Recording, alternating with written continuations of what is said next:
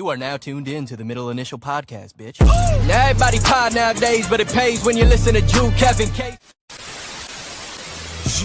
Allow me to introduce somebody needs no introduction. Hey, yo, big dog. What's up, what's up, what's up? It's your boy Andrew L. Case. You are now tuned into the Middle Initial Podcast. Today's April 22nd, 2026. I'm here with my co-host, as usual, Kevin A. Lewis. Kev, say what's up to the people. What's going on, folks? What's going out there in TV land? Yeah. What's up, JJ? What's up to Twitch? Shout out to Twitch community. Appreciate y'all. Shout out to the people on X. Appreciate y'all. Shout out to the people on YouTube. Appreciate you guys as well. If you look, we got some new features. We got the QR code popping. Scan the QR code. If you're not familiar, please subscribe to YouTube. We are at 193 followers, subscribers, whatever you want to call it. We're looking for 200. 200.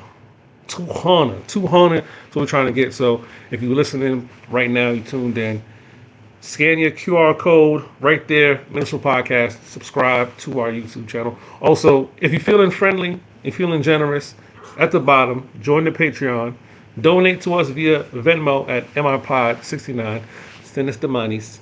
StreamYard is giving us mad new stuff. And the honeys. Giving us a lot of new stuff, but it ain't free. Okay, we got to pay for this monthly. So if you want us to keep doing this, send us a little $5, a little cup of coffee money. You know what I mean? A little cup of coffee. You know what I mean? $20 if you're feeling friendly. You know what I mean? Also, be reminded that we are not for everybody. We are not for everybody. We keep telling everybody like this.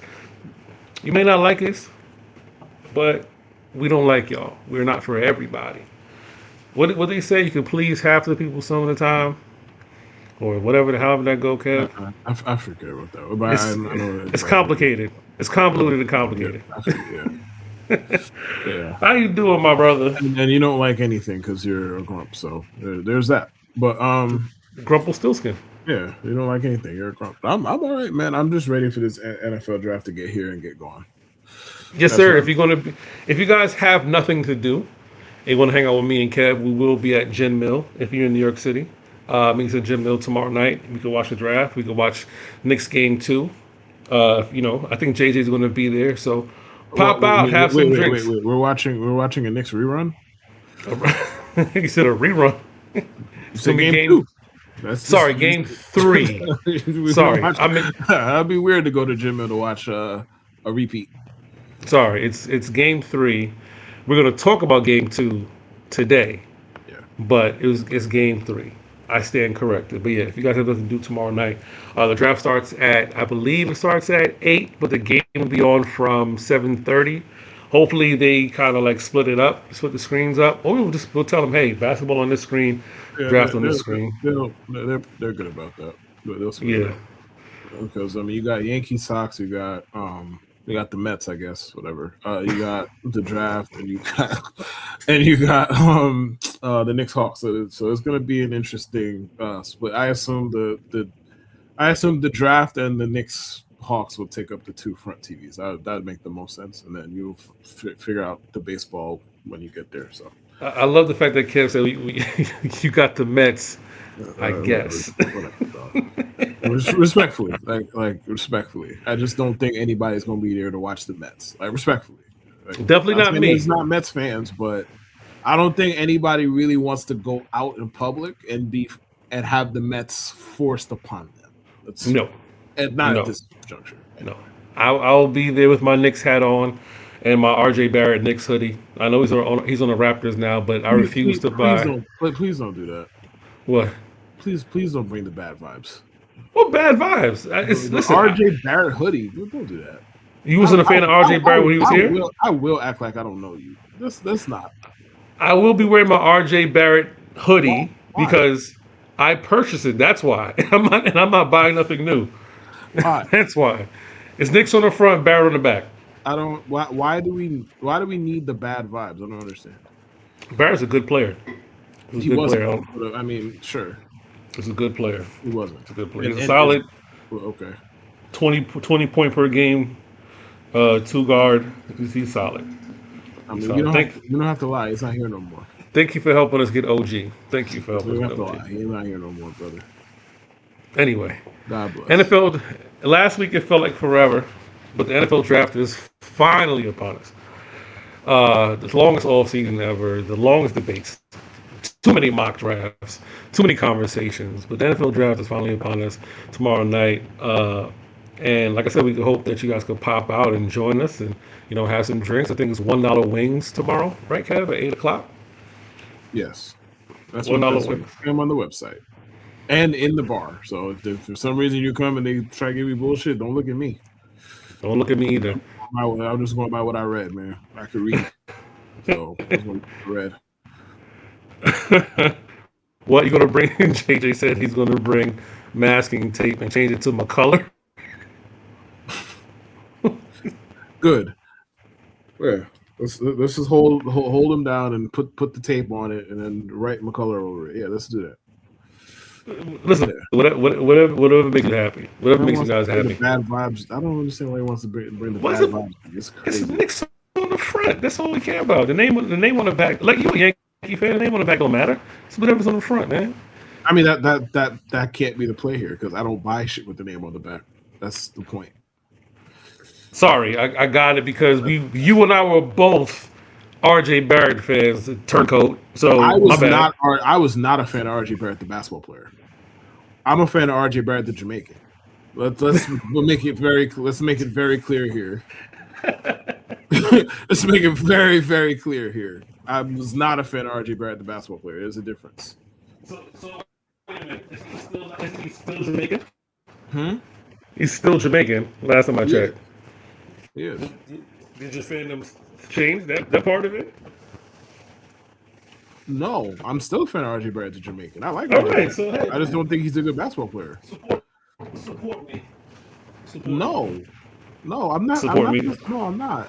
No, I'm not. Like you're Right, actively trying to bring bad vibes to the event. I don't. Not the event, but bad vibes to the bar. I don't understand. All right, so I'll go and buy something Jalen Brunson just for you. I mean, you're not going to do that, but I would appreciate if you just didn't show up. I don't know why the alternative here is you got to show up at RJ Barrett on your back. You got to buy something new. You have neutral hoodies that you could just wear. I don't understand. It's not a Knicks. There's no such thing as a neutral hoodie. I'm supporting the Knicks. You have a hat. That's the support. I have a hat. I have two. Wear the hat. What's the fucking problem? It's an ensemble. I'm going to wear the hat and the hoodie. Oh my! You don't play for the team. You don't need an ensemble. What do you mean? Ensemble? I'm the 12th. I'm the 12th man. No, you're not. 13th.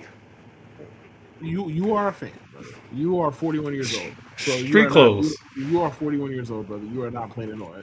Listen, man. Stop telling my business on the internet, man. I keep telling you about that. Stop telling my business. I lied. Nobody. You 53 for real. My bad. I lied. I'm sorry. Anyway. I'm sorry about that. Like I was saying, the NFL draft is tomorrow.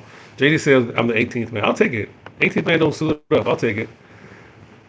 NFL draft is tomorrow night. A lot of narratives galore. Here's one that I personally think is going to happen. The New York Jets are trading out of the second slot. They're not staying at number 2. There's too much smoke and not enough fire. There's too many conversations about what's going on.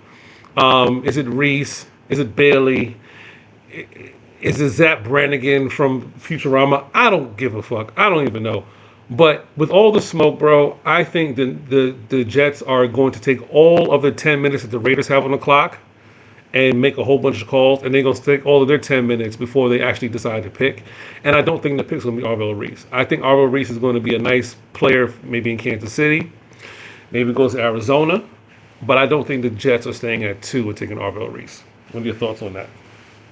I feel like you're trying to tell yourself a story. That's what I feel, personally. Arvell Reese is going to be a Jet. Deal accordingly. I don't know what to tell you. Prepare yourself mentally for it. But I will say though, trading out is not like the world's wildest outcome. They could do that. I don't know what the real demand is here, given again the draft class that we're looking at. So it's like you're trading out of 2. Let's say you're trading out of 2 to get 80 cents on the dollar, 75 cents. Mm-hmm. Are you doing that as opposed to just taking a player you like at 2? I don't fucking know. Like maybe they should. I don't know if they will. I think Arvel Reese is just kind of the obvious selection, regardless of how any of us may feel about the player. And I think them taking David Bailey, not so much if what people are throwing out there as far as the reasoning is true, them taking David Bailey is preposterous. Forget the player. I don't care how any of us feel about the player. He could be good. He could be bad. We don't fucking know. We ain't psychic. Understood. If you're taking him because you feel like if the head coach feels like it would save his job, that is a impossibly stupid reason to do it. And you know what ends up happening in those type of situations? Hey, come close, gather around. The coach ends up getting fired anyway. It's typically fucking happen. So like, you might as well if you think Reese is better or you think Reese projects better long term, and you still land on Bailey because of instant gratification, you might as well get your LinkedIn ready, bro. You're gonna get fired. It might be next year, it might be you're gonna get fucking fired, bro. Like that's just a bad reason to draft one player over the next. So ultimately, I think Reese is the pick. And now that we're close to NFL draft, I could drop the whole Jeremiah Love bit. I never meant any of that. Let's just be clear, put it out there. I never meant a single word of that. We could just drop the bit. Now that we're What do you mean, Kev? What do you mean? I thought Love would lead us. I thought Love would lead the way. Yeah, sometimes you lead with love, and sometimes you don't. Sometimes you leave with common fucking sense.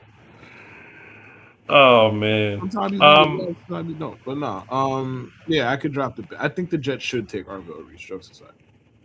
I don't think it's about what I think. Because if it was about what I think, then I would say something like, get Ruben Bain, right? Whatever, get Bain. It was about what I think, like personally.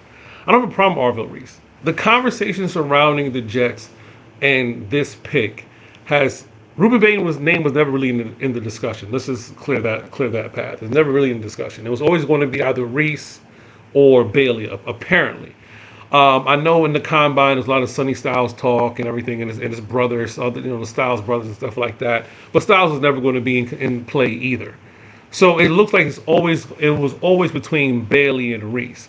However, right up until I'll say as early as what? That was Saturday. What was that? Today's Wednesday, so let's say Saturday, Sunday, when they just announced that they canceled their whatever meeting with Bailey, and people were like trying to see if it was a big deal or not, and it's like, hey, it's not a big deal. I personally think that, and like I said last episode, I think that if we're just talking about drafting an edge, someone who knows how to play the position, I think the Jets would like to take Bailey because he's an edge. He knows how to play edge. That's his position. I think when it comes to saying a project, someone who can probably learn to play the position, then of course it's Reese. But are you overvaluing him at 2? And I know your argument is like to play a drafted player, but I think this doesn't happen that way with NFL. I think they start doing it by position, how much it's going to cost, et cetera, and who's biting. So I personally think if you're leading Bailey and no one is not expecting you to take him, but if you're leading Bailey and people are like, yo, we got Arvel Reese, he's a high ceiling talent that another team would be chomping at the bit for, I think the Jets are supposed to do what they're doing, which is put out these smoke screens and say, hey, if we, not saying we don't know, but if you look into this if you want to, but we cancel this because we don't need to see any more. Cancellations happen all the time. And I think they're trying to really gauge who want me. Who want me? Arvel Reese is a good dude. He's good in coverage. Yeah. I think Stefan said it. The problem with Bailey and the problem with Reese is they can't stop the run.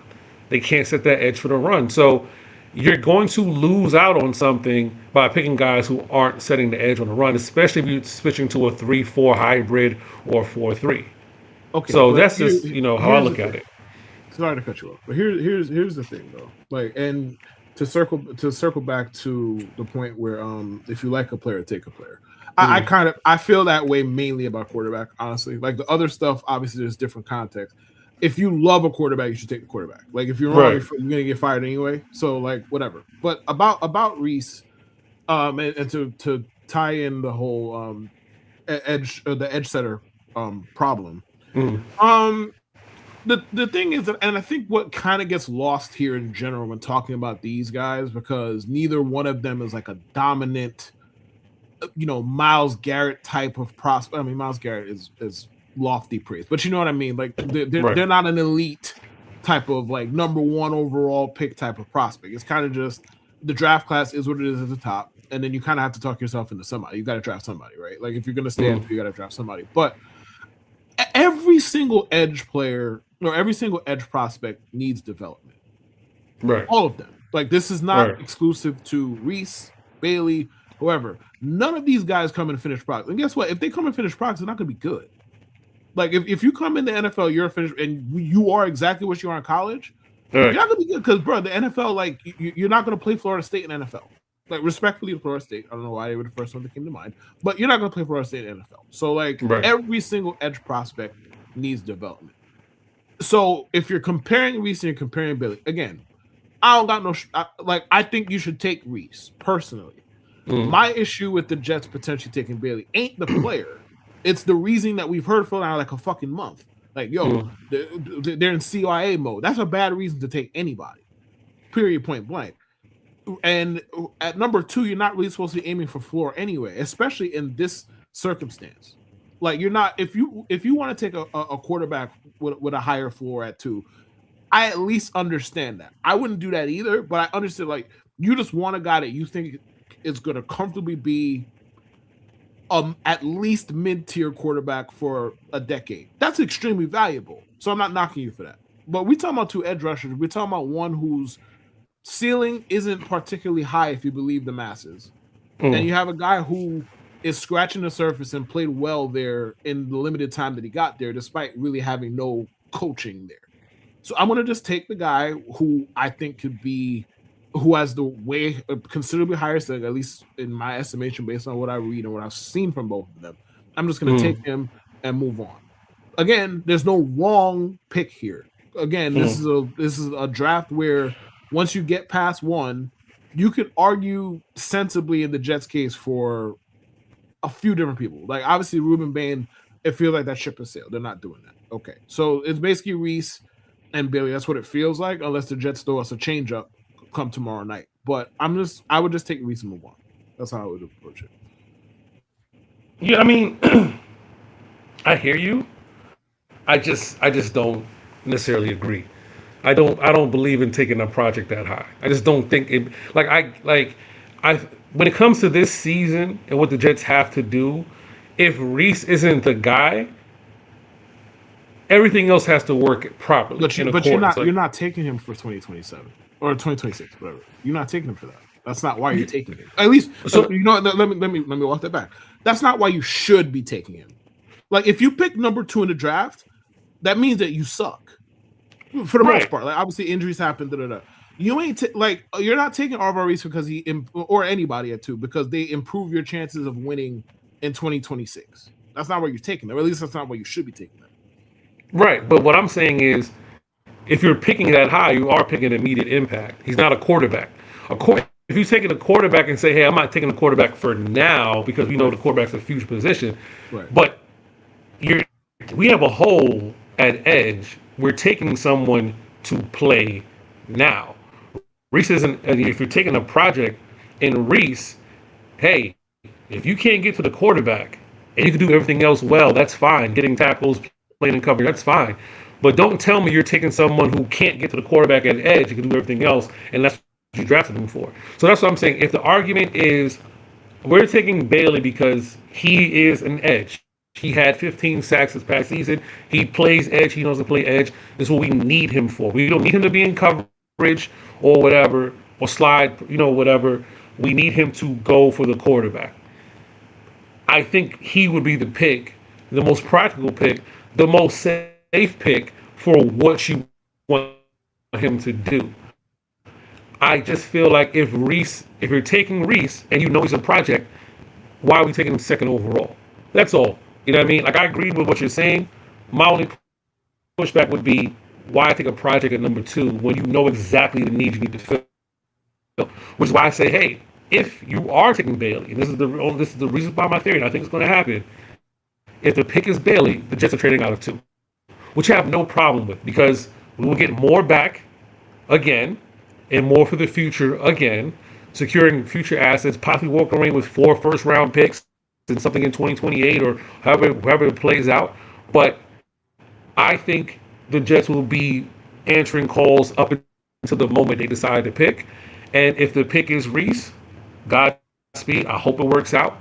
I'm not too high on him as far as like why we're picking him. I think I'm high on him if we were taking him later on. I'd be more high on him. I think Caleb Downs is a more complete player than him. And for all intents and purposes, everyone's saying he's literally the best defensive guy in the draft. And you're no interest in taking Caleb Downs. They just have no interest in taking. The Giants do. I mean, if we're making the argument that people should be making picks based off immediate impact, then Caleb Downs should be the pick. Seems right to me, or Sonny Styles, whichever one. But right. Obviously, the positional value thing comes into play here, and I personally. Like, I've made the positional value arguments. Obviously, like this podcast has been up for a while. Like we remember the Zeke arguments when I remember. I mean, we weren't. I don't think this podcast didn't exist then, but we made them after the fact. Like when they took Zeke over Jalen Ramsey, the Leonard Fournette pick, the Jamal Adams pick. Like we've had the positional value arguments a lot. I think that matters less this year personally, because you're not. Is there an elite tackle in this draft? As far as we can tell, no. An elite tackle prospect, excuse me. No. The good one, sure. Elite, no. Is there an elite edge in this class? No. Obviously, there's one quote unquote elite. I don't think Mendoza is an elite quarterback prospect, but it doesn't matter. But there's one quarterback in the class that anybody gives a fuck about, right? So it's just if my board says a safety is the number 2 player on the board, let's fucking take it. Like, I don't like, I nobody has argued against bad teams taking running backs high more than me. Nobody. Nobody. If you take a running back top 5, how the fuck am I going to look at you crazy this year when all we've been talking about for 4 months is how the top of the class ain't that great? Right. Like, if I'm the Giants, like, I think the Giants are interesting here because I think they're live to take Love if he falls to them. They're interesting here because it's like, if Cam, and big if because we can't change it. If Cam Scadable's foot wasn't facing the wrong direction the last time we saw him, would they be considering him? I don't know. Should they be considering him? I think they have bigger fish to fry personally. But if they take him, how could I sit there and be like, yeah, y'all dumb as hell for that? When the top of the class looks how it looks, especially when Love might be the best player in the class. So. Well, I mean, speaking of, the Giants traded Dexter Lawrence the other day to the Bengals for the 10th overall. A lot of people have mixed feelings about that trade. Not me. I think it makes sense for both teams. The Bengals don't have to draft players, especially unknowns. Like, I think there's a disconnect with understanding how the draft works. The Bengals are a borderline playoff team, right? And there's a lot they have to fix, offensive line, defense, whatever. They went out there during the offseason and got guys to play to pretty much revamp the defensive line. And they're sitting at 10, and people are like, well, what are you going to take? Well, they have the wide receivers on the contract, have the quarterback on the contract. You know, they can get a running back later on in the draft. They don't, if people argue maybe if Jordan Love fell to 10 or whatever, but they did what they were supposed to do, and they got one of the best interior defensive linemen, if not the best, one or two if you want to compare him to Quincy. Sorry, Quinnen. Um, the man who just demanded 63% double team attention. You know what I mean? Who's going to free up the guys in the defensive line to go after the quarterback, and it costs you a pick that unknown. And like you're saying, Kev, this draft is full of guys who are going to be potentially good. We don't know if they're going to be Hall of Fame good. We don't know if they're going to be Pro Bowl good or whatever. If I'm the Bengals, this is perfect. And if I'm the Giants, my thing with the Giants right now, they're going to get rid of Kayvon Thibodeau. They got rid of Dexter Lawrence. You're going to be left with Brock. They're going to get rid of Kayvon Thibodeau when? After his deal is up or now? What are we talking about? So apparently there were some reports that they're fielding questions and not picking up the option or whatever case may be, because I think he's supposed to have an option coming or whatever. So it's apparently they're looking for suitors for Kayvon Thibodeau, apparently. The Giants and Harbaugh, they're doing some revamping. I don't, to your point about the fifth pick, we're hearing Caleb Downs, we're hearing Jordan Love. Those are the two names we've heard, Caleb Downs and Jordan Love. I think Caleb Downs should be the pick at 5. I think at 10, you can get another wide receiver. Clearly, a wide receiver is going to be taken from the Giants at 10. I think at 5, you can go Downs, or you can go Sonny Styles, or whatever. They need linebacker help or something. Or you can go edge help. Maybe they go Ruben Bain or somebody like that if they decide. I don't know. But I think the Giants have more questions at 5 than they do at 10. I think the no-brainer would be Caleb Downs. It's perfect right there to get Caleb Downs to help out your defense. As far as the trade is concerned, I think it's good for both sides.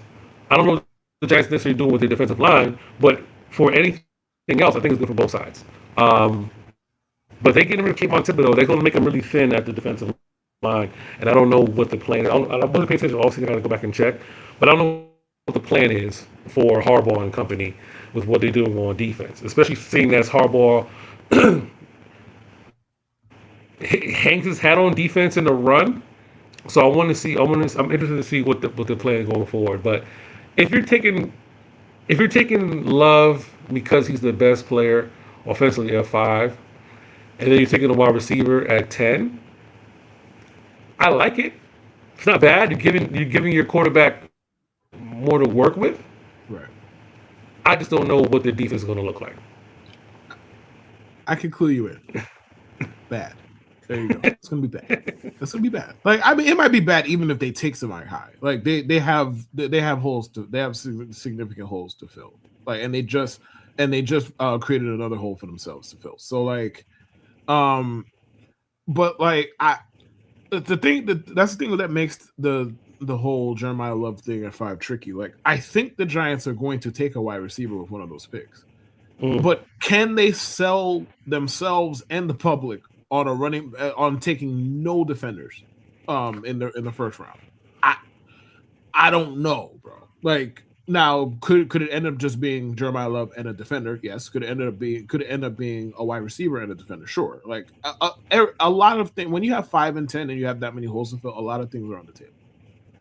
I think Jeremiah Love is an understandable pick for the Giants, but also kind of a luxury pick at the same time.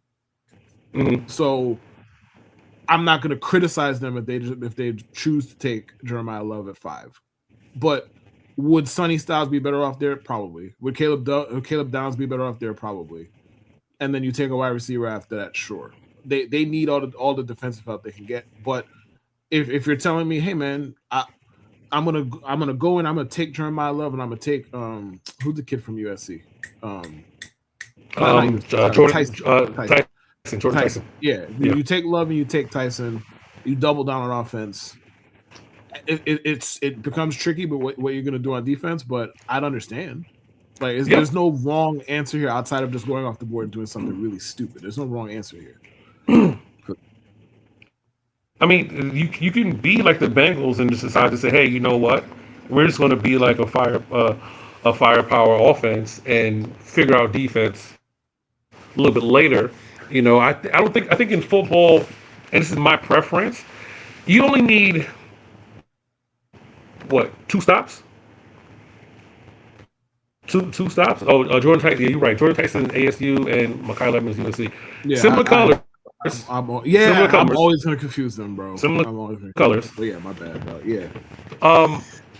Yeah, I think you only need two stops, right? You only need two stops, really, in the NFL. You don't need 5 or 6 stops. I think once you start reaching that territory, 5, 6, 7, 8 stops, your offense is shit when you're reaching that territory. But if you can score You 14, need more than 2 stops. You need more than 2 stops. When I teams say are getting like 12 possessions a game, you need more than 2 stops, brother. but I mean, like when I say key stops, I'm talking about key stops. Like you don't need. I mean, the NFL is not a league where you're gonna just stifle people. If that's where we're getting at, like you. If we're going 3 and outs and turnovers, if we're going 3 and outs and turnovers, I would say you need 2 to 3 stops and 1 turnover for your defense to be middle of the pack, right? Just because the quarterbacks aren't that good as they used to be back in the day, which is why somebody like Phillip Rivers came out of retirement, which is why Flacco's still playing quarterback. Guys who know how to play quarterback in the way the league likes, or the coaches like, can still have these extended careers because they just know how to do the simple things. But that's what I'm saying. You don't need, like the Jets need 6 to 8 stops a game, 10 stops a game because the offense is shit, right? And you need to be in good field position because your offense can't get the fuck down the field. But if your offense is moving, you're burning clock, and even if you're not getting stops all the time, hey, 1 drive, stop, and we score, the threshold for being a reasonable defense is obviously way lower for the Bengals than it is for the Giants. Like, no, not the Giants. The Giants' offense was okay last year, but like a dog shit offensive team. Yeah, they don't need to sit there and allow 13 points a game to have a shot. They don't. So it's just you get a good defender in there, and like I saw people criticizing them for it. For that trade, and I'm like, unless you just think Dexter Lawrence isn't good at football anymore, which I mean he wasn't great the last 2 years, to be fair here. If you think he's not particularly good at football, that's the only way it makes sense to criticize the Bengals, because it's like we watched the Bengals the last 2 years. They had one of the, like last year, bro, they had one of the worst defenses we've ever seen. No hyperbole. It was so fucking bad, dog. Terrible. So you address that. Shit, we beat them. Did we beat them? Yes. Yeah. That's how bad the Bengals team. yeah. The Jets scored like 40 points on them, if I'm not mistaken. Right. That says that story says about 1,000. If there's any testament to anything, but so like they out of a class that's not loaded at the top, they traded from 10, and they got a guy who made an All-Pro at some point, and he's only 29. So it's just. Hopefully it works out for them. Hopefully for their sake it works out, and he isn't in some steep decline, which I don't think there's a reason to believe that he is. But just on paper, looking at what we know about Dexter Lawrence, I don't know. I think the trade works out for both parties. Dexter didn't want to be there no more, or excuse me, the Giants didn't want to pay him what he wanted, and John Harbaugh wasn't really trying to get involved in it, allegedly.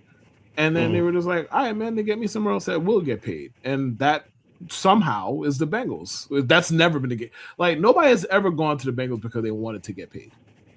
That's never happened, bro. It's usually they leave the Bengals because they want to get paid. Right. So, bizarro land we're in. But yes. Right. But it just goes to show you, like, when it boils down to it, people have these draft pick conversations. We've had these conversations already. In the NFL, and in general, all sports, I think draft picks matter as far as currency more for NBA when you're trying to get a big fish and you stack all the draft picks, you're trying to get a big fish. Does it work out all that time? No. Like we've seen, it doesn't work. Like it's supposed to work that way where the Knicks have all these picks and then we get the guy, right? But we end up getting Bridges instead of Giannis, right? But if hindsight is 2020, it kind of works in our favor because I don't think people want parts of Giannis right now. There's a lot going on with him, right? But it's rare that a team acquires all these picks and then they get that superstar. You know what I mean? Like, how many teams geared up for LeBron and he ended up going to Miami? right? In a deal like in a deal was hey, we thought we had a shot. Like I'm going to Miami, and then another team gears up to get LeBron. I'm gonna play my contract out, and I'm gonna go to Cleveland. You know what I mean? And I'm gonna play my you know what I mean? It's like it doesn't work all the way in basketball, but I think in football it works because unless you're a quarterback, a lot of the times having those assets help and working in your favor. And this is what you're supposed to do. Hey, I have this first round pick. I'm a middling team. I'm 10th overall, but I'm not really. Not really. Considering everything was not really. So I can afford to do that. Or the Chiefs who traded up to get Mahomes, like, hey, we didn't have to, but we seen enough, and this is what it's for. So there's no need to hoard picks in football, especially with the talent deficiency. And there's going to be a team like the Giants who feel like, hey, I'm not paying him who's answering, and you get your guy. You know what I mean? The Jets did it with Dallas. They did it with the Colts. We might end up doing it again. As far as like if we do 3 out of 2 and get some more, but people are getting too caught up in the Bengals. That was stupid by the Bengals. Why trade for Lawrence? Why trade for an interior defensive lineman who wants to get paid while I'm rebuilding my defense and not draft somebody who can't fit that bill? There's not even. I don't even think anybody right now in the draft is top 10 as far as the IDL. There's nobody out there. There's no names. There's nobody. So it's like, hey, that's the whole point of us having this pick. So, yeah, I think I agree with you both sides. Good for both sides. We'll see exactly how it pans out. But as far as what the Giants are about to do, it should be Downs and a wide receiver. If they go Love and a wide receiver, we know exactly what they're doing. They're playing this stock on the offense. I'm gonna keep keep your ears out for Kayvon Thibodeau, what happens with him. But we can move on. We'll be at Gin Mill tomorrow, and we could talk. We could talk the draft when it actually happens. Knicks Hawks game 2. Knicks were up by 13 in the third quarter. Yeah, but yes. Knicks lose in Knicks fashion. I haven't seen a loss like that in a while because the Knicks are a really good fourth quarter team. But it seemed like they set themselves up for failure in this one, Kev. Mike Brown made some questionable coaching decisions. And also, we could talk about how bad Amazon Prime has been in the playoff coverage. They've been terrible. So where do you want to start? The fact that we thought they had a timeout and they didn't? Or the fact that Mike Brown had some questionable decisions in his rotations? Mike Brown got... there's one particular decision that he made that's pissed me off for 2 straight games. Now, the first game, they got away with it more or less because the non-Cat, non-Jalen Brunson minutes, I think it ended up breaking even. So they got away with it that day. Look, man, you have 2 of the best offensive players in the sport. You don't have a lot of creators around them, especially not your bench pieces. Like Landry Shamet and Deuce McBride, those guys are good players. I'm not trying to knock them. They're not in the game for their shot creation. Mm-hmm. They need other people, or they're better off when other people are there to create looks for them. So having that lineup, not only having the non-Cat, non-Brunson lineup out there for 12 minutes, by the way, which is an entire quarter, which is insane practice. No matter how you slice it, it's insane practice. Having that out there makes your team worse, obviously on a macro level, and on a micro level, it makes your role players worse because you're asking them to do shit they're not particularly good at. Like, yeah, Landry Shamet could get busy, he get off the dribble every now and again. You don't really want to make it. That's not a sustainable model for him. It's not a sustainable model for Deuce. And those guys aren't exactly, they're not big enough to just be barreling into the paint either. Like, they are there to shoot. Like, they are there. They are better when you're letting other guys create for them. And in this case, either 11 or 32. One of those guys needs to be on the court at all times. It's ridiculous that they played 12 minutes without both of them. Because look, the Knicks have flaws, and we've talked about their starting lineup, for example. I think the Cat discussion in like, how come they don't get him the ball? I think it's lazy, personally. because obviously, like, yes, in the fourth quarter, the Knicks damn sure should have ran more 2-man action. I'm not here to say that the process in the fourth quarter was good. It wasn't. Okay, like Jalen pounded the ball into the fucking ground the whole quarter. I'm not here to say it was good process, but it's like get Cat the ball in the post. Look, man, I don't know how many times y'all got to see a nigga push Cat 5 yards off of where he wanted to be to come to the conclusion that it's not as easy as just get the ball to the post. It's not NBA 2K, bro. It's not. Like, it's not a game where it's just programmed and you got animations and shit. It's real life. Now, one could argue it shouldn't be this hard to beat a fronting defense. Good argument. If that's your argument, good fucking argument. If it's just dump the ball to Cat in the post. They try, bro. They try. In that quarter, he got pushed off the block like 3 different times, bro. It's not for lack of effort. Again, I'm not like, yes, you want to run PNRs with Brunson and Cat. I would prefer that than what they ended up doing, which was a lot of just, Jalen, save us. I'd much prefer get them both into action, understood. But that's what it is. I could live with the quirks and all the other extra bullshit without we're going to not play Brunson and Towns at the same time. But like, to go back to the stuff that we talk about in the Discord with the lineup stuff, just the Knicks lineup is twice as good. The Knicks starting lineup is twice as good when in this series, by the way, when a center is guarding Cat as opposed to when a wing is guarding Cat. Their offensive rating is 132 when the center is guarding Cat, and 66 when the center is guarding Hart instead. And that's been an issue for this team for 2 years, and they haven't figured out how to fix it. So. Well, like you said, the strategy seems to be that we're going to put a wing on Towns, and force you to make a decision, right? And the problem with that is when you put a wing on Towns and Towns can't get into the post, like you said, getting pushed 5 feet away from the post and everything like that. They switched up, which is why I said the high post, facing up, passing, that seems to have been working. Brunson, love him. Too much ball action with Brunson. Too much dribbling. Too much, they're basically, he touches the ball, they're sending the double team at him, and someone else has to score, right?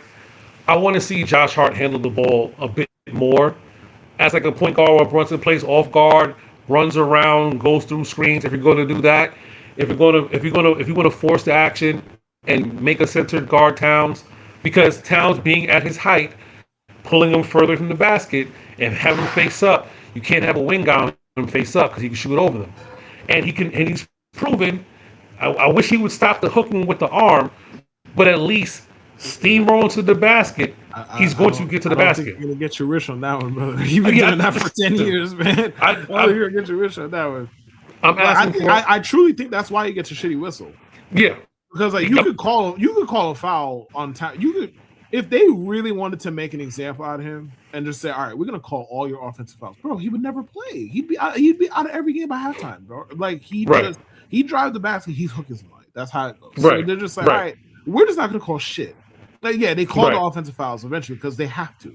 They can't just let him hook people every single time he drives the basket. So it's like, all right, you hook the guy. We let like 4 of them go. Yeah, we're not going to give you the call when you drive to the basket and get hit, bro. Like, sorry. Like, it evens out in the end. Right. And that's the thing. Like, Towns needs to force the action in order for him to be effective. And for him forcing the action is being at the top. And being at the top is taking those threes, facing up those mid-range jumpers, or people crashing and him passing. The times they did it worked. The thing I didn't like was Brunson had a bad whistle. His third foul, I believe, was the blocking foul, which should have been a charge, should have been an offensive foul. He's outside the restricted circle. He made it to the spot. They called a block, and then the very next play, he picked up his 4th foul on McCollum. I think, huh? Yeah, he fouled McCollum before. Yeah, he fouled McCollum. Who's listen? I don't like Jaleel White, but he cooking. He is cooking. And I will say this, like, sorry, Control. I will say this about McCollum. I'm cool with letting him get his shit off. They're not going to win the series that way. If they somehow do fire everybody, trade, fire, leave him in Atlanta, leave him there. If you lose because CJ McCollum is cooking you, like you deserve whatever you get after that. But that's the thing.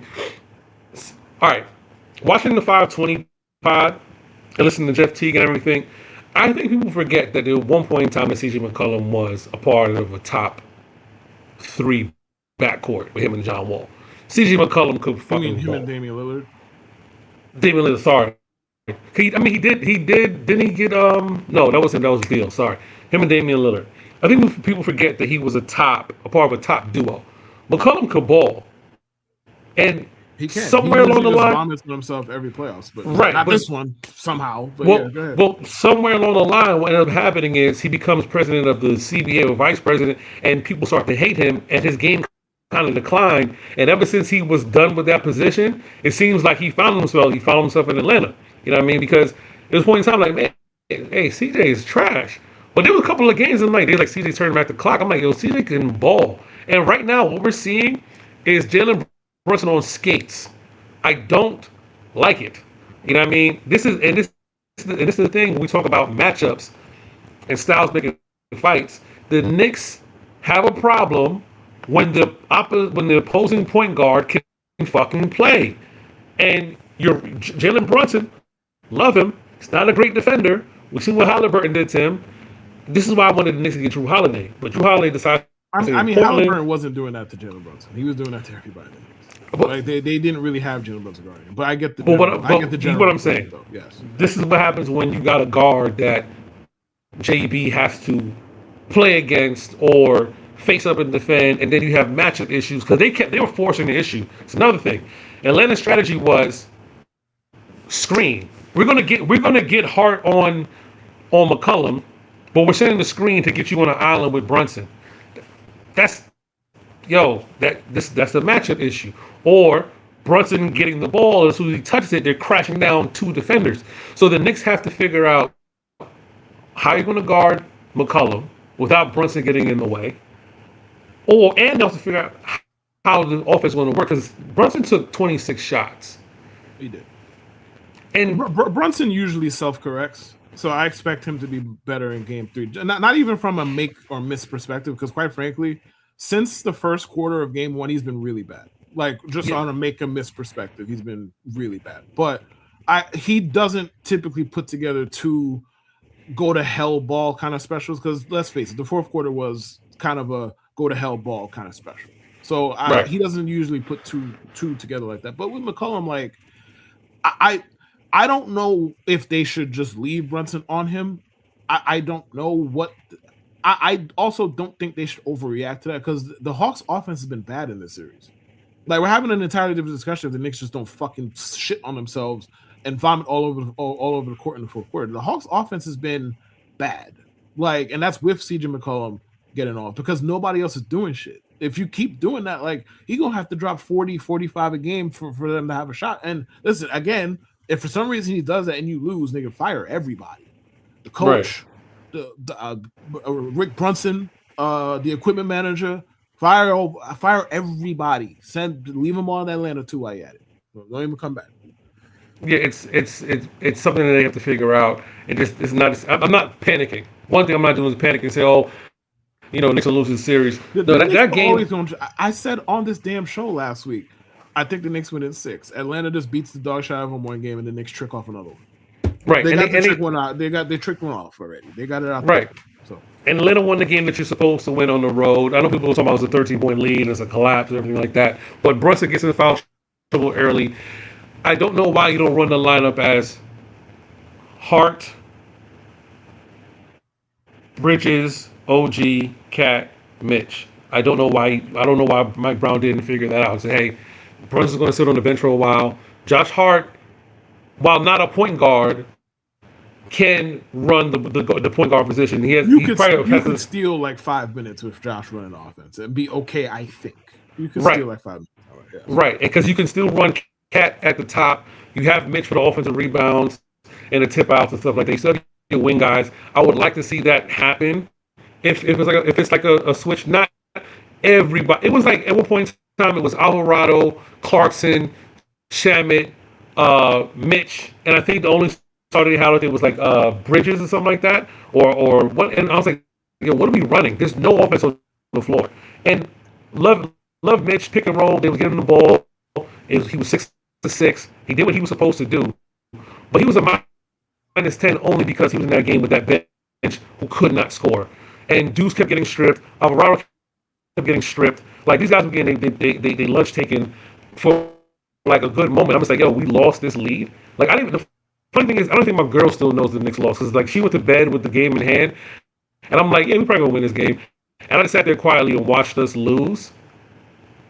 And then fuck Amazon Prime for making us think that the Knicks had a timeout. Because the narrative is now not just Mike Brown's rotations. Why didn't you call a timeout? And still people, and this, I don't know if it's been put out that was a mistake. I mean, I think JJ said it has, but it's too late. It's too late, bro. It's like the cake was baked. There are a lot of people who probably still think that the Knicks had a timeout. There's a lot of people who still think that probably. Still, and then the audio issue. The game froze for me at one point in time. The game froze and screen went black, and then it came back, and I was like, was that me or was that the broadcast? People kept saying the game was over. I'm like, the game's still on. Like I'm watching the game right now. I didn't get a final score on ESPN until it was funny, and I just about know the thing was delayed. When CJ McCollum missed those 2 free throws, I was like, when he got the free throw, I already got the notification the game was over, that the Knicks lost. So you gotta turn your notifications off, my bro. Like, bro, where'd you get it from? ESPN? ESPN. Yeah, you gotta turn it off. You gotta turn the notice off, man. Yeah, I was like, what the fuck? But then I saw him miss both free throws. I was like, yo, how did we lose? Oh, because I'm screaming, call a timeout because we got the rebound. I just see the Knicks running and Bridges pulls off the shot. I was like, so why did we call a timeout? Yeah, and then I hope that screen was wrong. The Knicks didn't have no timeouts. I pray. Like I pray that they're wrong. And like I'm not against not calling the timeout in that spot typically. Like I like the whole get the ball and go, like while the defense is on its heels and all that. I like that. I think it's a difference when you have 4 seconds as opposed to like, let's say 8. You could get something potentially better if you have 8 seconds left as opposed to 4. You have 4 seconds left, you call the timeout, advance the ball to half court, and you do what you got to do. Like I think with 8 seconds left, we're having a little bit different discussion. You could pass the ball twice maybe, and get a potentially better look, or more importantly, get the ball into one of your best offensive players' hands. Like Bridges, as good as he is not that. So right, and it seemed like as soon as they got the rebound, Brunson was like on the bottom right side of the screen, and all they was like, yo, anyone but him. The Hawks' game plan for game 2, especially in that fourth quarter, was anyone but him, and it worked out. They did a good job. They switched up their looks. They did a good job on him in the fourth quarter, especially. Right. So we're going to be at Jim Mill tomorrow night watching the draft and watching the game. So we'll see. Final topic of the day. Am I vindicated? Last night, I'm sitting, as a wholesome family man that I am, laying down. Let's get a fucking load of this guy. Oh my god. Laying down my child. The long day of being a pure righteous individual. Get Frank Mitchell out of my face, bro. After a long day at the Saturn factory, and I get a call from Kevin A. Lewis. About a certain conversation about the Mets, and he did want to give me my flowers in the Discord, but he's going to give me the flowers right now, even though I don't want to. No. And let's, before you continue, I'm just going to say full disclosure. I will give the flowers when the funeral starts. Like I'm not gonna do it before then. Like come September, if it's obvious the Mets are not gonna make the playoffs, I'll just be like, hey man, you were right, you got it. You were right. Sorry. You can proceed to continue to call me everything but a child of God now. Go ahead, please. Thank you. But go ahead. The Mets were up 3-0. McLean was dealing. He was simply dealing. No hit ball up until I think like the fifth. Gives it up. Game tied 3-all, whatever. And here comes our new closer, the guy who replaced Edwin Diaz, the guy that I had to watch, laugh at, make fun of, watch the Yankee fans implode about why he's being thrown into games, why he's being put in crucial spots. Literally walk in the the game, the go ahead run, and the Mets lost 5-3 in 9 innings after being up 3-0. Lindor hit a 3-1 home run. No one else showed up. And I'm talking to Kevin. I'm like, look, man, I've been here long enough, man. I've been here too long. This Mets team, this iteration Mets team is garbage. And it's fuck the Pete Alonso, Nimmo, whatever bullshit. Fuck all of that. The Mets are garbage. And there's nobody inspiring on offense. There's no, like, Lindor is going to start doing what Lindor does, and which is he's going to get on base, he's going to get doubles, he's going to try to rally the troops. The troops fucking suck. That's all it is. The troops stink. You know what I mean? And the worst thing to do is be the best guy on a team full of guys who really can't do shit. Simeon can't do shit. Lewis Roberts Jr. he faded to black. You got Carson Benz. The team fucking stinks. And the bright spot is the pitching, but then it's not, because Senga right now has an ERA of 8. And I remember it's only 8. It's 8. It feels like it's about 12, bro.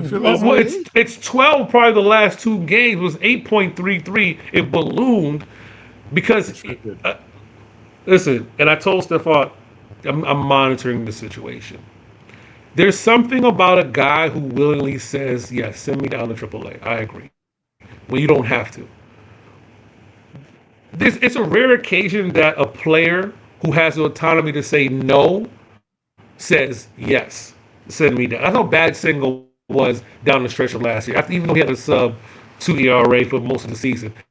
And Stephon's like, well, I just don't understand why, you think he's not going to bounce back. And I'm like, it's not about his ability. It's literally going to be mental. If you can't locate the ball and put your fastball where it needs to be, they're going to, in this era of baseball, like, you can make mistakes when you're Randy Johnson because you're throwing 101 miles per hour. That's why you can make a mistake. You can throw something dead down the middle, because you could throw it, you could crank it. These guys are hitting balls that are being thrown 101, 102 miles per hour out the park with good location.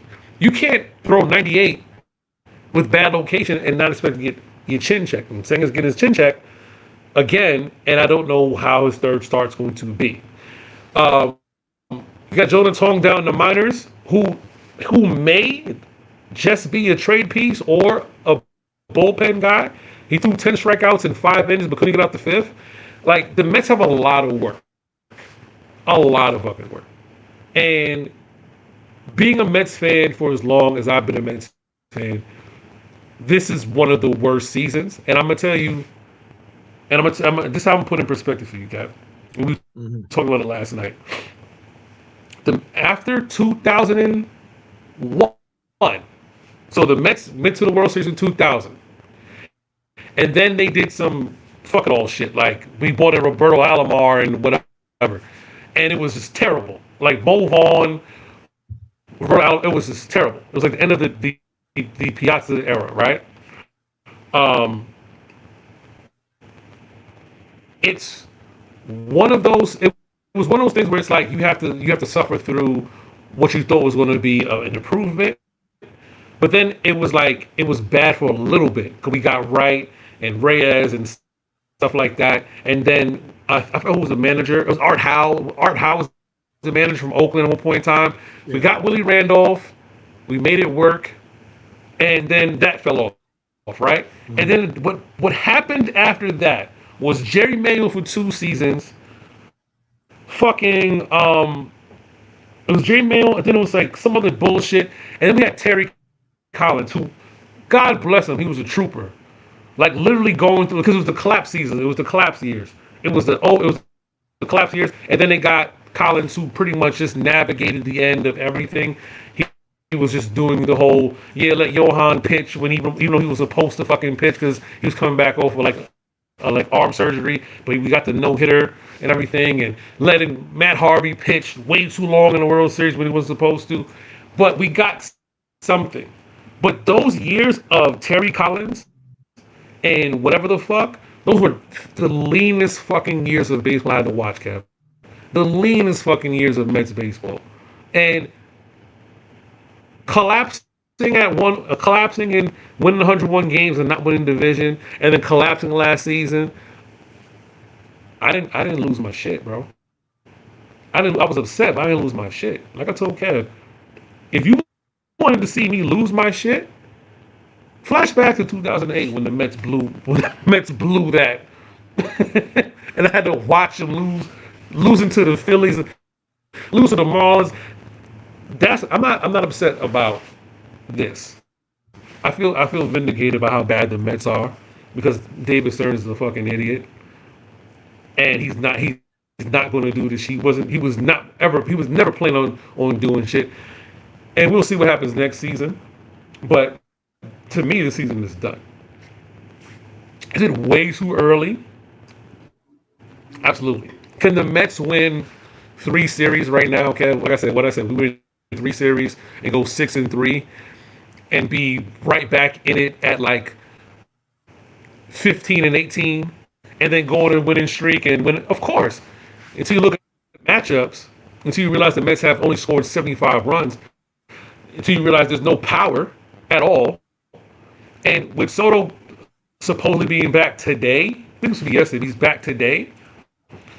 We're going to need him to go on a tear, Lindor to go on a tear, and someone else to figure it the fuck out.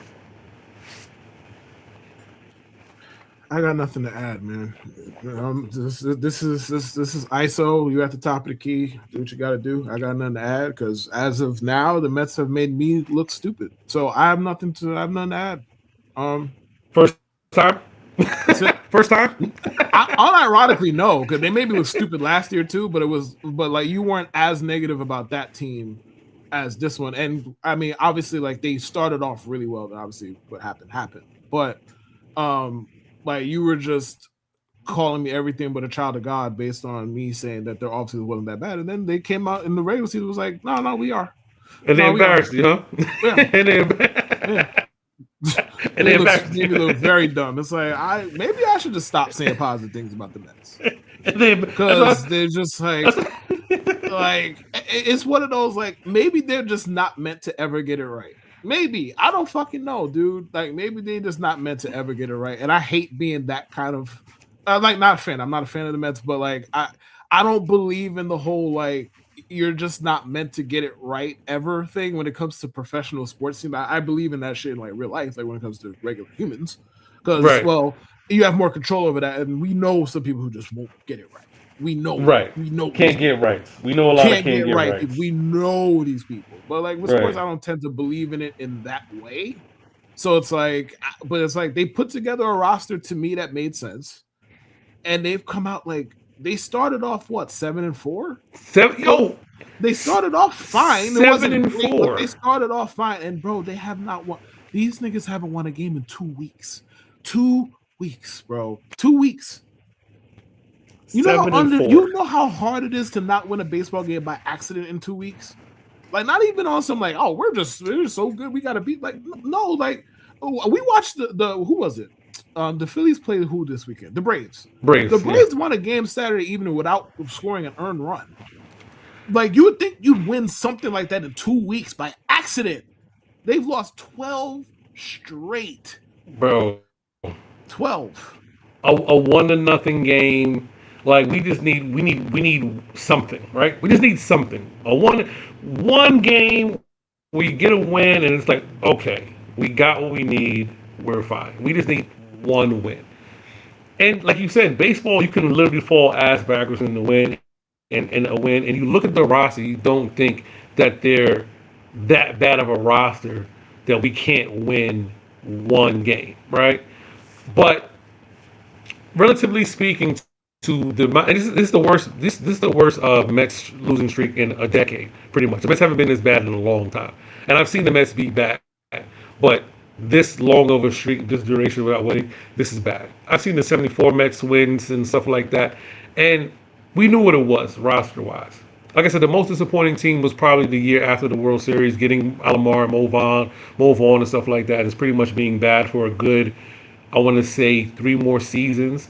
And then we got something going with Willie Randolph. He came and everything like that. Then it was that lull of the Mets was really bad for a long time. And we got, and that's with the guys we had. Like, we had lost Reyes to the Marlins. That was the year we lost Reyes to the Marlins. The Mets had lost a couple of players, and it was like pretty much David Wright and everybody else. And then towards the end of his career, it's like, yeah, we got Cliff Flow, we got Beltran. We did the things that we needed to do to rebuild the roster and be competitive. We did those things. I just feel like when you make the marquee matchup, Dodgers, Mets, and the only thing you can say is the battle of the billionaire rosters. That was the tagline. There was nothing else. It wasn't Ohtani versus it was the 2 most expensive rosters, and the Mets got swept. And it's like, and everything we hate about baseball, Kev, skinflint owners, and this is the reason why shit like that bothers me. Because when we're talking about what the Mets need, I'm like, hey, the Mets need magic. You're like, no, fuck that. The Mets are paying second highest payroll. Well, this is what we get. The marquee was highest payroll versus highest payroll. Not position players, not pitchers. Literally, the marquee was the payroll. And it's embarrassing to have spent that much fucking money and get swept by a team full of after-paying Klarna contracts. Fucking, like, it's inexcusable, bro. Like,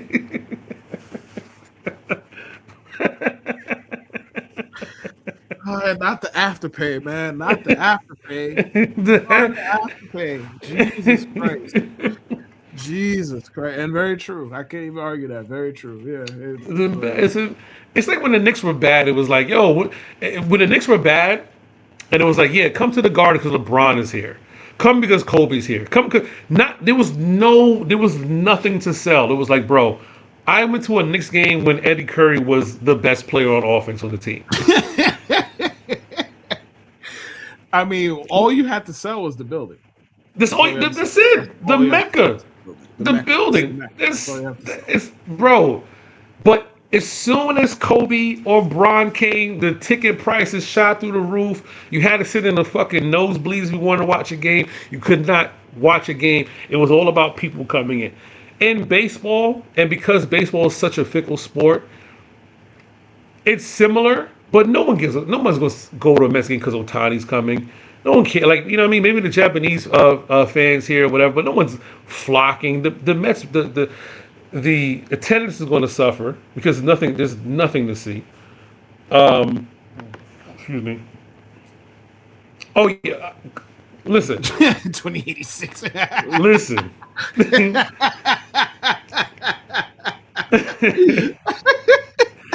Shohei's fucking grandkids are going to be the real time. The Dodgers said you made it a hot line, we made it a hot salt.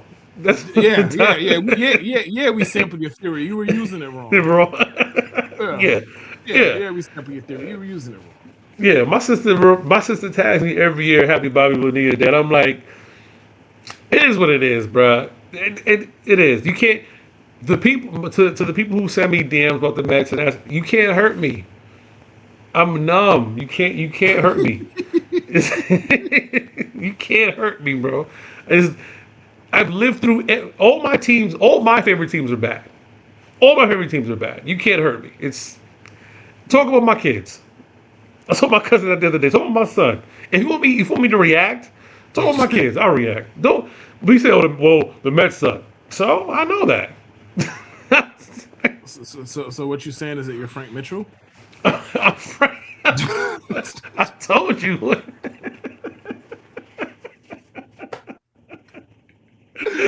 Oh, worst father on TV ever, man. Get him out of here, bro. Get him out of here, man. With that fuck ass haircut too. And nigga got shaped up by a blind nigga. Get him Yo, out of here. Get him out of here. my man was the proudest Saturn He ends himself up with a tire iron. Fuck out of here. Fuck that guy. Fuck Frank Mitchell, bro. The worst father, man, in television history is Frank Mitchell. It had to be him. All right, guys, banner day for us, man. We make I don't know if I bring the laptop to Gym Mill. Probably not. Maybe I'll just record on my phone this reaction to the draft, couple of blurbs and everything like that. But what happens? But we will be there tomorrow at Gym Mill. I'm leaving directly after work, so I'll be there at least by 7:00 by Gym Mill. Pop out, come hang out, have some drinks. Kev say he's buying. Who's Kev? It ain't me. It ain't me. I got you. Don't worry, man. I got you a pitcher of beer on me tomorrow. One pitcher of beer is on me. You said Kev buying, the audacity. The rich man's telling me that I'm buying. Okay. Rich for me that I'm buying. Okay. One pitcher of beer on me. The wings are $1. So if you want was 5 wing minimum, I got you, man. I got y'all. Five wing minimum and 1 pitcher of beer. It may be like a bad draft beer, but we'll be out there. Any final thoughts before we leave, Kev? The Raiders taking 10 minutes to pick tomorrow night is gonna piss me off. I know I said this last week, and I'm gonna say it again because the draft has something that isn't here yet. So I'm gonna say the Raiders taking 10 minutes to pick a motherfucker we've known that they were gonna pick since fucking November. It's gonna piss me off. That's all. That's all I got. Listen, I'm out. I might be out after the next game. I kid you not. And I'm pretty sure the next game starts at 7:30. The draft probably gonna end to like 11. I'm out. I mean, at bare minimum, like once the Jets either pick or don't pick at 16, like out after that. Yeah, there's no reason to stay. Jim Miller is not close. Yeah, it's not. And I mean, it's the NFL draft, bro. Like I'm not. Yeah, like it's not like I paid to be at a party or it's something different. It's all right. I'm gonna make this count. I'm not doing that, so I'm leaving. And once the Jets pick whatever wide receiver they picking at 16, like yeah, I'll take you one further. Ain't no might and ain't no B. Like just add an apostrophe M. I'm done at 16, brother. I'm out of there after that. I just want to make if the Knicks are coasting, and I'll leave. But if they're not coasting, this time I might stay because I don't want to be on the train and hear nothing. I might stay for the next game, but this game should be done at a relatively decent time. Does the Knicks game start at 7 or 8? I think it's 7. I hope it's 7. I think it's 7. I think it's because it's another triple header. I think it's Knicks at 7. I know tonight is Detroit Magic. It is 7, yeah. Knicks at 7. It is a triple header. Yeah, the Cavs Raptors starts at 8. Yeah, so another triple header. So I will be there at least for the Knicks 7 p.m. start. Yep, I get up for work at 6 tomorrow, so I'll be there for the Knicks 7 p.m. start because I'm already be in the city, so I'll be there for that. And then that's it. Yeah, hopefully the game is done by 9 o'clock and I can go home. But it's not going to be done by 9, but 9:30. 9:30 is still fairly decent, but I'm pretty with the whole patch of the draft. It's not going to start 8 o'clock on the dot. And there's going to be so much time between picks and trades and stuff like that. Now that we talk about it, I might not be there for pick 16 either, bro. I mean, now that we talk about this, because, the draft does start at 8. 8. And then the fucking Raiders are going to take 10 minutes. Yeah, you know what? Yeah, I think I'm going to be out of there before pick 16, bro. Yeah, it might not be worth it. It might not be worth it to stay there. But you never know. If the Knicks are doing good and the drinks and the wings are flowing, because the dollar wing starts at 8 o'clock, so we have to wait for the dollar wings. 8 o'clock, so at least that. But if the Knicks are flowing, everything is good, maybe I'll stick around a little bit longer to see. But if not, yeah. Twism. Peace. Peace. All right, y'all. Appreciate y'all for tuning in. See y'all next Wednesday. Be reminded, Mid-Ocean Podcast every Wednesday. Scan the QR code right there, and I send it to the YouTube. We're looking for 200 subscribers to our YouTube channel. Join the Patreon if you dare. Donate via Venmo at MIPodCC9. and stay inspired by 69. Peace. I see pride, Junior. I see power. I see a badass mother who won't take no crap off from nobody. That's right.